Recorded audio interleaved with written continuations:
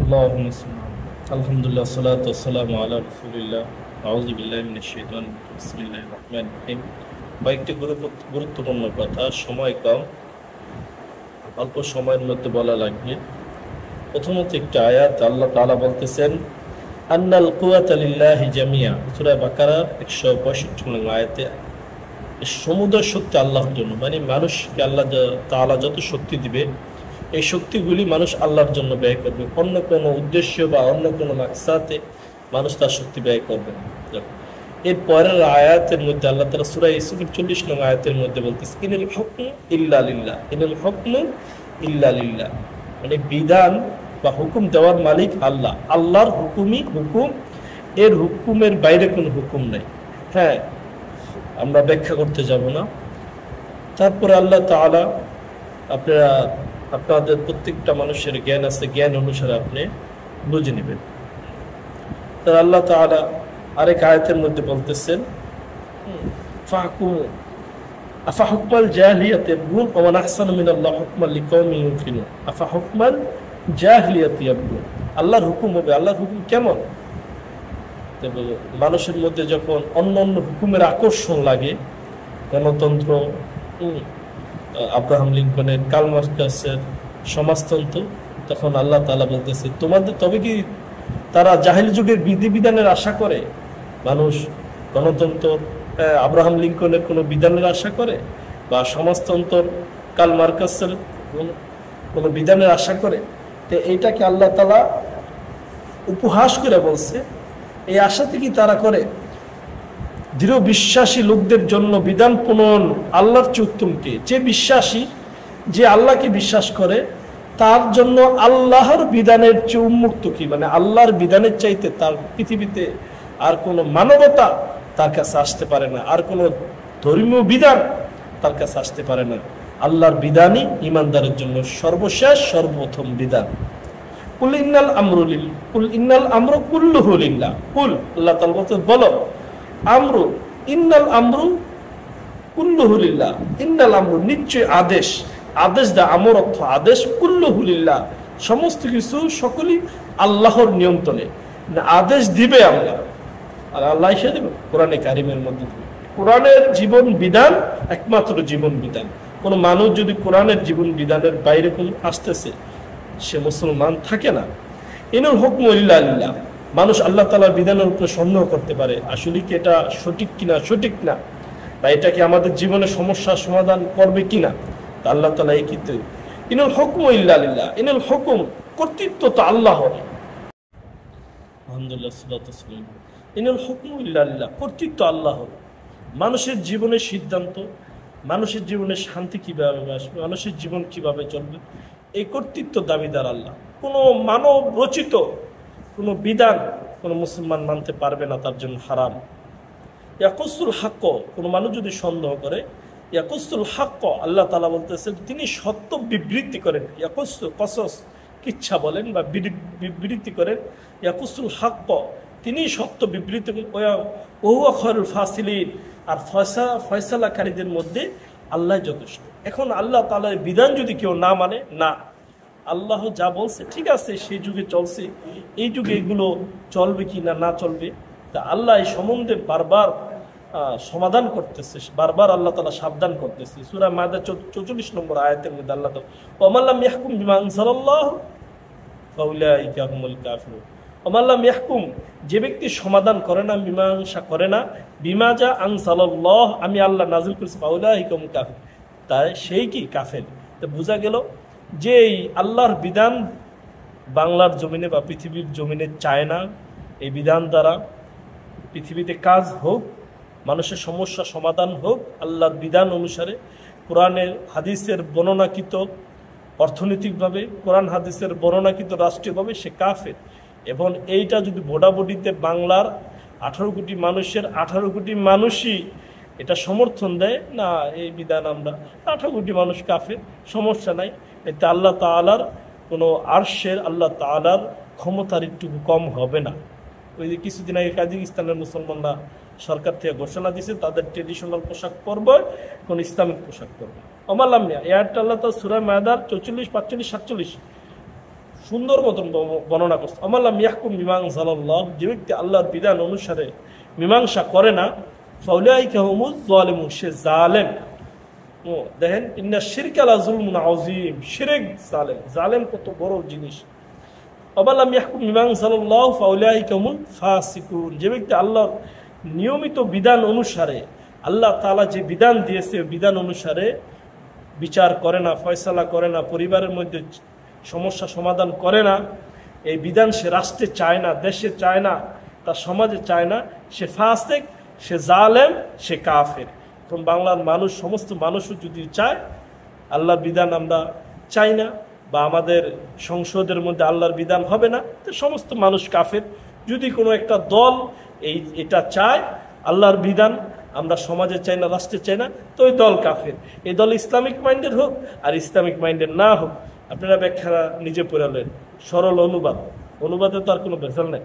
এবার কোনো ব্যক্তি যদি কোরআন শরীফে মন মতন কিছু অংশ মানে, কোরআন শরীফে এক জায়গায় কিছু অংশ মানলো, মনে করেন বাবা কোরআন বিড়ি খায়, সিগারেট খায়, নামাজ পড়ে না, কিন্তু সন্তানে বাবা মার খেদমত করবো, ওই জায়গায় হ্যাঁ কয় কোরআন হাদিসের কথা একটু আমাদের হুজুর বলেন, যেন সন্তানরা পিতামাতার খেদমত করে। আবার সন্তান আহে, সন্তানের যদি কোনো হক নষ্ট থাকে তাহলে পিতামাতা যেন সন্তান হক আদায় করে। আর নিজে যখন কোরআনের বিরুদ্ধে অন্যায় করে, অপরাধ করে, সবচেয়ে বড় অপরাধ নামাজ পড়ে না, জিনা ব্যভিচার, আরো কত অপরাধ, সুদে লেনদেন করে, ব্যবসার মধ্যে লেনদেন, সুদি কারবার করে, মানুষের ঠকায়, ওজনে কম দেয়, এগুলো সব বর্ণনা করা আছে। পর্নারীর দিকে লুক দৃষ্টি থাকে, সারাদিন মোবাইলের মধ্যে যুবক ছেলে পেলের আজকে যেভাবে গুনাহ করতেছে, তে এই নিজের মন মতন মানতেছে, এদের বিষয়ে আল্লাহ তাআলা বলতেছেন বিসমিল্লাহির রহমানির সূরা বাকারার 85 নম্বর আয়াতের মধ্যে, আফাতুমিনুনা বিবাদিল কিতাব ওয়া তাকফুরুনা বিবাদ, তবে কি বিবাদিল কিতাবি ওয়া তাকফুরুনা, তোমরা কোরআনের কিছু অংশ বিশ্বাস করবা, ওয়া তাকফুরুনা বিবাদ, কিছু অংশ বিশ্বাস করবা না, মানে তোমাদের মন মতন বানায় নিবা, এটা মানলাম এটা মানলাম না। ফামা জাযাউ মান ইয়াফআলু যালিকা মিনকুম ইল্লা খিজুন ফিল হায়াতিদ দুনিয়া, অতএব তোমাদের মধ্যে যারা এইরূপ করবে তাদের পার্থিব জীবনের দুর্গতি ব্যতীত কিছুই নেই। আল্লাহ তাআলা বলছে যে করবে, সে যদি মুসলমান, আজকে সারা বাংলার মুসলমান, সারা পৃথিবীর মুসলমান, আমরা নিজেরা সহ কোরআন শরীফ কিছু অংশ মানি না, কারণ পৃথিবীর মধ্যে মুসলমান সবচেয়ে লাঞ্ছিত অবস্থায় আছে, সবচেয়ে অপমানিত আছে। মুসলমানদের পাসপোর্ট ছিঁড়া ফেলায় দেয়, মুসলমানের পাসপোর্ট ফিক্কা মারে। আজকে এর চেয়ে আরো লাঞ্ছনা দরকার, যে মুসলমান পৃথিবীর মধ্যে সবচেয়ে সম্মানের, সবচাইতে মর্যাদার ছিল, আজকে সেই মুসলমান পৃথিবীতে সবচেয়ে লাঞ্ছিত অবস্থা আছে। আল্লাহ তাআলা বলছে তোমরা কোরআনের কিছু অংশ মানবা, কিছু অংশ মানবা না, দুনিয়াতে তোমাদের দুর্গতির মধ্যে আমি রাখবো। দুনিয়াতে দুর্গতি শুরু হয়ে গেছে, হ্যাঁ, আজকে কত তুফান, কত ঝন্না, আমরা ত্রাণ দিতেছি, ভালো কথা, ত্রাণ দিব, ভালো কথা, আল্লাহর রহমত আসবে না।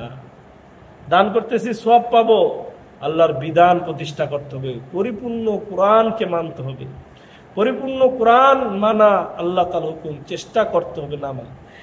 ওয়ায়াউমাল কিয়ামাতি রাদ্দুনা ইলা আশাদ্দিল আযাব, দেখেন কোরআন মানার পর পরিপূর্ণ না মানার কারণে আল্লাহ তাআলা ওয়ায়াউমাল কিয়ামাতি, কিয়ামতের ময়দানে ইয়ারুদ্দুনা ইলা আশাদ্দিল আযাব, ইয়ারুদ্দুনা ইলা আশাদ্দিল আযাব, ইয়ারুদ্দুনা, তাদেরকে নিক্ষিপ্ত করা হবে ইলা আশাদ্দিল আযাব, জাহান্নামের আযাবের মধ্যে নিক্ষিপ্ত করবে আল্লাহ। কাদেরকে? যারা কোরআন মানে কিন্তু পুরোপুরি মানে না, ভাও মতন মানে, তাদেরকে আল্লাহ তাআলা ওমাল্লাহু বিগাফিলিন আম্মা তা'মালুন, আর তোমরা যে কিছুই করো আল্লাহ তাআলা এই বিষয় সম্পর্কে গাফিল না, বিগাফিলিন, গাফিল না, আল্লাহ তাআলা বেখবর না, সমস্ত কিছু আল্লাহ তাআলা তার আরশে থেকে দেখতেছে, বুঝতেছে। কত পার্সেন্ট মুসলমান ইমানদার আর কত পার্সেন্ট মুসলমান ইমানদার না, আল্লাহ তাআলার হিসাবে আছে। আল্লাহ তাআলা কাল কিয়ামতের ময়দানে, এই দুনিয়া তো পরীক্ষা, কিয়ামতের ময়দানে আল্লাহ তাআলা দেব, আল্লাহ তাআলা দুনিয়াতে কিচ্ছু করবে না। আল্লাহ তাআলা আবু জাহেলকে কিছু কয় নাই, আল্লাহ তাআলা নমরুদের কিছু কয় নাই, শেষমেশ আল্লাহ তাআলা ওদেরকে ধইরা ওদেরকে বাঁচাইছে। ওরা যেভাবে গুনাহ করতে লইছিল, ওরা যদি ফেরাউন ধরেন 350 বছর গুনাহ করছে, ওই যদি 1000 বছর বাঁচত, 1000 বছর গুনাহ করতো, 1000 বছর গুনাহ করার কারণে কি শাস্তি হতো? এই কারণে আল্লাহ তাআলা ওরা পানির মধ্যে চুবে ওরে বাঁচাইছে। কিন্তু আল্লাহ না চুবায় ওরে আল্লাহ তাআলা ছাড় দিতে পারতো আরো, কিন্তু এইটা ওর ক্ষতি হইতো। তাই আল্লাহ তাআলা কোনো মানুষের গুনাহ দেখেও আল্লাহ ভয় পায় না, আর কোনো মানুষ সোয়াব দেখে আল্লাহ তাআলা এত আনন্দ উৎফুল্লিত হয় না। কিন্তু আমরা যা কিছু করি আমাদের নিজের জন্যই করি। আমরা যা কিছু আজকে আমরা শত শত 50 বছর 100 বছর কখনো রাজতন্ত্রের মধ্যে ছিলাম, কখনো আমরা মুঘলদের মধ্যে ছিলাম, শান্তি পাই নাই। বাংলার মানুষ হ্যাঁ যতটুকু ইসলাম পালন করা অতটুকু শান্তির মধ্যে ছিল।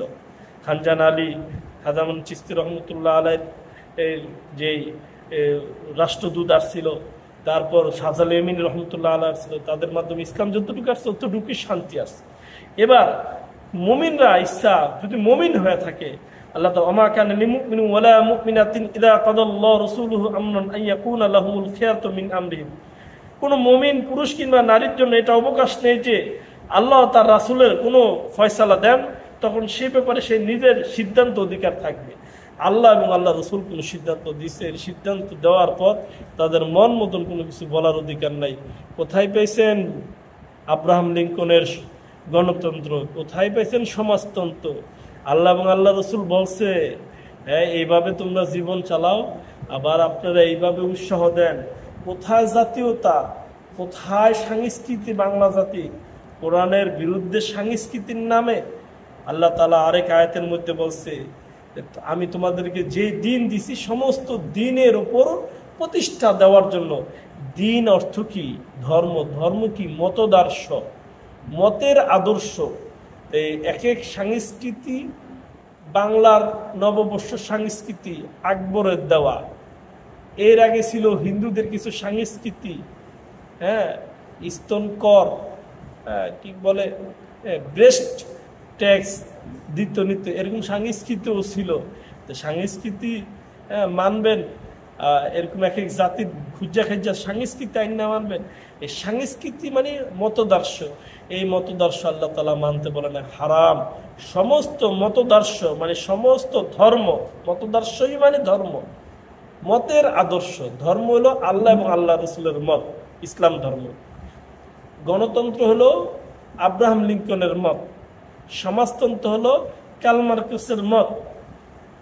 তাই আপনি সমস্ত মতের উপরে আল্লাহর মতকে প্রাধান্য দেওয়া ইসলাম আপনি দিলেন না, আপনি কুফরি করলেন। আপনি কাফের হওয়ার জন্য বেশি কিছু প্রমাণ দরকার নাই। কোরআন শরীফের আয়াতটি আপনারা সময় পেলে পড়ে নিন, তাহলে হবে। আল্লাহ তাআলা আরেক জায়গার মধ্যে বলেন লাকাদ আরসালনা রুসুলানা বিল বাইনাত, লাকাদ অবশ্যই আরসালনা রুসুলানা আমি নিশ্চয়ই রাসূল প্রেরণ করেছি বিল বাইনাত সুস্পষ্ট প্রমাণ সহকারে, ওয়ানজালনা মাআহুমুল কিতাব আর আমি তার সাথে কিতাব দিয়েছি, ওয়াল মিজান তুলা দণ্ড দিয়েছি সঠিকভাবে মাপ করার, এই কিতাব সঠিকভাবে মাপ করার জন্য দিয়েছি, লিয়াকুমান নাসু বিল কিসত যাতে কিতাবের দ্বারা মানুষের কাছে সুস্পষ্ট সুবিচার প্রতিষ্ঠা করতে পারে। লিয়াকুমান নাসু বিল কিসত মানুষের মাঝে সঠিক বিচার সঠিক সমাধান করতে পারে। তাহলে আল্লাহ দিছে, রাসূল পাঠাইছে মীমাংসা করার জন্য। আপনি অন্য কি মতদর্শ খোঁজেন, অন্য কোন আদর্শ খুঁজলেন? আপনি যদি মুসলমান হয়ে থাকে আপনার জন্য অন্য কোনো আদর্শ নেওয়া জায়েজ আছে? আপনি কোরআনের বিপক্ষে যেতেছেন। যালিকাল কিতাবু লা রাইবা ফি, এই কোরআন যালিকাল কিতাবু লা রাইবা ফি কোনো সন্দেহ নাই, সন্দেহ করছেন তো মরছেন। উদখুলু ফিস সিলমি কাফা, উদখুলু তোমরা প্রবেশ করো ফিস সিলমি কাফা পরিপূর্ণভাবে, পরিপূর্ণভাবে। ওয়ালা তাত্তাবিউ খুতুওয়াতিশ শাইতান শয়তানের অনুসরণ করো না। তারপর এই আয়াতের মধ্যে আল্লাহ তাআলা বলেন ওয়ানজালনাল হাদিদা ফি বাসান, আমি নাজিল করেছি লোহা। এখানে এই আয়াতের তাফসীরের মধ্যে ওসমান রাদিয়াল্লাহু তাআলা বলেছে আনজালনাল হাদিদা রাষ্ট্র ক্ষমতা বুঝাইছে। তখন তিনি বলছে সুন্নত, সুন্নত ছাড়া ওসমান রাদিয়াল্লাহু কথা রাষ্ট্রীয় ক্ষমতা দ্বারা, সুন্নতের দ্বারা অনেক আমল অনেক হুকুম মানুষের মধ্যে প্রতিষ্ঠা করা যায় না, রাষ্ট্রীয় ক্ষমতার মাধ্যমে প্রতিষ্ঠা করা যায়। কেন ওসমান রাদিয়াল্লাহু তাআলা নিজে একজন সাহাবী ব্যাখ্যা করছেন হাদিদ দ্বারা রাষ্ট্রীয় ক্ষমতা বুঝাইছে। কেন বৈজ্ঞানিক ব্যাখ্যা আছে, সেটা হলো অন্য বিষয়। আল্লাহ তাআলা আকাশ থেকে হাদিদ নামাইছে। আপনি কোরআনকে আপনি কয়েকভাবে এটাকে আপনি হৃদয়ঙ্গম করতে পারবেন। ফি বাসান শাদীদাও এটা শক্তিশালী, ওয়া মানাফিউ লিন-নাস মানুষের জন্য শান্তি, মানুষের জন্য উপকারী। ইসলামী বিধান, ইসলামী রাষ্ট্র মানুষের জন্য উপকারী। যে ইসলামী রাষ্ট্র চায় না সে ইমানদার না, যে ইসলামী রাষ্ট্র চায় না সে ইমানদার না। ইমানদার হওয়ার জন্য শর্ত হলো ইসলামী রাষ্ট্র আকাঙ্ক্ষা করা, এর পিছনে সময় দেওয়া, এর জন্য মেহনত করা সাধ্য অনুসারে। বিগত সরকার জালিম ছিল, পারেন নাই, এখন যদি পারেন করবেন, যতটুকু সাধ্য আপ্রাণ চেষ্টা করা, জিহাদ করা। হ্যাঁ, আল্লাহ ওয়ালিউল্লাযীনা আমানু, আল্লাহ ওয়ালিউল্লাযীনা আমানু, আল্লাহ যাদের বন্ধু, আল্লাহ যাদের সাথী, ইখরিজুহুম মিনাল নূর ইলা মিনাজ যুলুমাতি ইলান নূর, আল্লাহ তাদেরকে অন্ধকার থেকে আলোর দিকে নেয়। আল্লাহ যদি আপনার পদ, আল্লাহ আপনাকে অন্ধকার থেকে আলোক দিলেন। আল্লাযীনা কাফারু আউলিয়াহুম তাগুত, তাগুতের অনুসরণ করবেন। তাগুতকে আল্লাহর আদর্শ, আল্লাহ রাসূলের আদর্শ ব্যতীত যত আদর্শ আছে, এই সমস্ত আদর্শ কি তাগুত। আপনি তাগুতের অনুসরণ করবে। ইখরিজুহুম মিনান নূর ইলা যুলুমাত, এই তাগুত আপনাকে অন্ধকার থেকে আলোর থেকে, ইখরিজুহুম মিনান নূর, ইখরিজ আপনাকে বের করবে, মিনান নূর আলো থেকে, ইলা যুলুমা যুলুমার দিকে। তাই আমরা তাগুতের অনুসরণ করেন না। আল্লাহ রসুল বলতেছে হাদিসের মধ্যে, তো একটা আয়াত আছে, তারা তাদের রাজাদেরকে নবী বানাইছে বা প্রভুর মতন প্রভু বানাইছে, তাদের আবাদত করত। সালমান ফারসি রাদিয়াল্লাহু তাআলা বলতেছেন, আমরা তো তাদের আবাদত করতাম না, তাদের কথা মানতাম, তাদের আবাদত করি নাই, আমরা রাজা বাদশাদের আবাদত করতাম না। তখন রাসূল পাক সাল্লাল্লাহু আলাইহি সাল্লাম বলতেছে, তোমরা আবাদত করতে না, কিন্তু তারা যেটাকে জায়েজ বৈধ বলতো তোমরা সেটাকে বৈধ মানতা, তারা যেটা তোমার অবৈধ বলতো তোমরা অবৈধ মানতা। তাহলে বৈধ অবৈধ দেওয়ার মালিক আল্লাহ। আপনি বৈধ অবৈধ আল্লাহর বাইরে কোনো ব্যক্তির আদেশকৃত অবৈধ আপনি মানেন, যদি অবৈধ তাহলে আপনি কুফরি করবেন। কোনো ব্যক্তির আদেশকৃত বৈধ কিন্তু এটা শরীয়ত অবৈধ, আপনি যদি মানেন তাহলে আপনি কুফরি করলেন। প্রস্টিটিউট, জিনা, ব্যভিচার আল্লাহর হুকুম অবৈধ, কিন্তু সমাজের মধ্যে চলতেছে, এটা অবৈধ, এটা কেউ যদি মানে সে কুফরি করবে। আলোচনা যতটুকু পারি আরও দেওয়ার চেষ্টা করব। হয়তো আলোচনার মধ্যে ভুল ত্রুটি হতে পারে, কিন্তু চেষ্টা করছি যতটুকু পরিষ্কারভাবে। অল্প সময়ের মধ্যে অনেকগুলি আয়াত, এই আয়াতগুলি আলোচনা করাও অনেক সময় লাগে, তো অনেক সময় নাই, এবিধে অল্প আলোচনা করলাম। আল্লাহ তাআলা আমাদেরকে এই আলোচনা যতটুকু হয়েছে, রব্বিশ রহলি সদরি ওয়াসসিরলি আমরি ওয়াহলুল উকদাতাম মিন লিসানি ইয়াফকাহু কওলি, আল্লাহ তাআলা যেন আমাদেরকে ইয়াফকাহু কওলি, কথা বোঝার তৌফিক দান করে, যে বোঝার সে অল্পতেই বুঝতে পারে। ওয়াখিদান আলহামদুলিল্লাহি রাব্বিল আলামিন।